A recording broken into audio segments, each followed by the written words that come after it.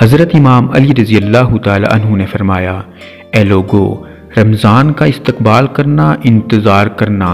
मोमन की निशानियों में से सबसे अजीम निशानी है। तो एक शख्स ने पूछा,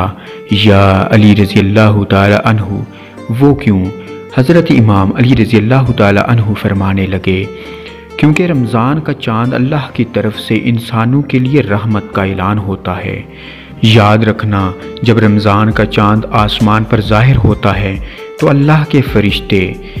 अल्लाह की रहमतें, अल्लाह के ख़जाने अपने हाथों में लिए ज़मीन पर फिरते रहते हैं कि कौन है वो अल्लाह का बंदा जो इस रहमत वाले महीने में अपने गुनाह मुआफ़ करवाएगा, अल्लाह की रहमत के इनामात लेगा, अपनी मुरादें, दुआएं कबूल करवाएगा। ऐ शख्स, जब भी रमज़ान का चाँद देखो तो 21 मरतबा सूरह फातिहा पढ़कर वो दुआएं अल्लाह से मांगना जो तुम अपने लिए चाहते हो, क्योंकि उस वक़्त अल्लाह इंसान की सारी दुआएं फ़ौरन कबूल कर देता है। तो शख्स ने पूछा, या अली रज़ी अल्लाह तआला अन्हु,